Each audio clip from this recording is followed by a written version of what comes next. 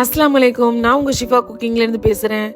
இன்றைக்கி நம்ம என்ன ரெசிபி பார்க்க போகிறோன்னா, எல்லாருக்கும் ரொம்ப பிடிக்கிற ஒரு ரெசிபி, உருளைக்கிழங்கு பொடி வறுவல். வாங்க எப்படி செய்கிறதுன்னு பார்க்கலாம். அதுக்கு முதல்ல தேவையான பொருட்கள் என்னென்னு பார்த்துடலாம். இப்போ ஒரு பேன் எடுத்து வச்சு முதல்ல நம்ம மசாலா பொடிக்கு தேவையான பொருட்களை வறுத்துக்கலாம். 1 ஸ்பூன் கடலைப்பருப்பு, 1 ஸ்பூன் உளுத்தம்பருப்பு, 1/2 ஸ்பூன் ஜீரகம், 1/2 ஸ்பூன் சோம்பு, ஒரு 6-7 காஞ்ச மிளகா.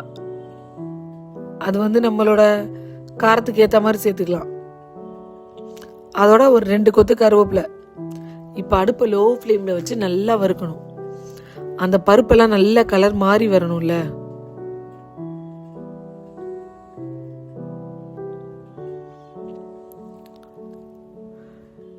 பாருங்க, பருப்பு நல்லா வறுத்துருச்சு.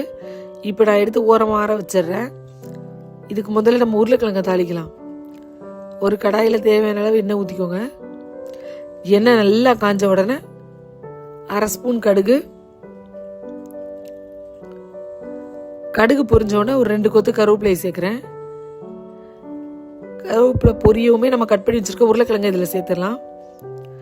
உருளைக்கிழங்கு நல்லா தண்ணி இல்லாமல் வடித்து சேருங்க, அப்போ தான் நல்லாயிருக்கும். இப்போ இதில் ஒரு 1/4 ஸ்பூன் அளவுக்கு மஞ்சள் தூளும் தேவையான அளவு உப்பும் சேர்த்துடுறேன். சேர்த்துட்டு எல்லாத்தையும் நல்லா பிரட்டி விட்டு மூடி போட்டுடணும். ஏன்னா அது எண்ணெயிலேயே வெந்து வந்துடும்.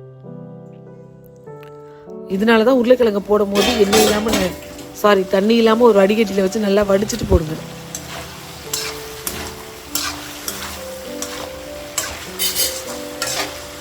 உருளைக்கிழங்கு நல்லா வெந்து ஒரு 3/4 பாகம் வெந்து வரட்டும்.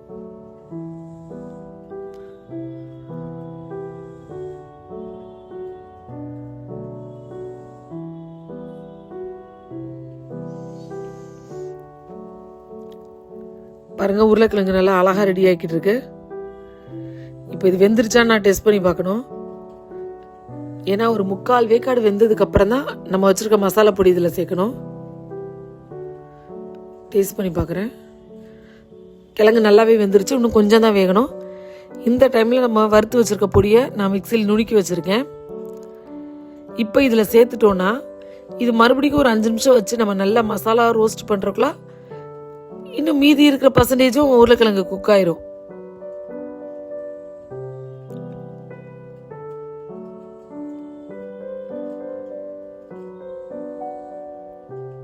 பாருங்க, நல்ல ஒரு சூப்பரான காரசாரமான உருளைக்கிழங்கு பொடி வறுவல் ரெடி ஆயிடுச்சு.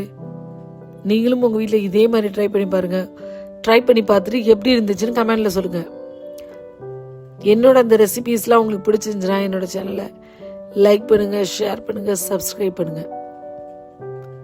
மறந்துடாம பெல் ஐகானை கிளிக் பண்ணுங்க. சூப்பர். சப்ஸ்கிரைப் பண்ணுங்க. Thank you.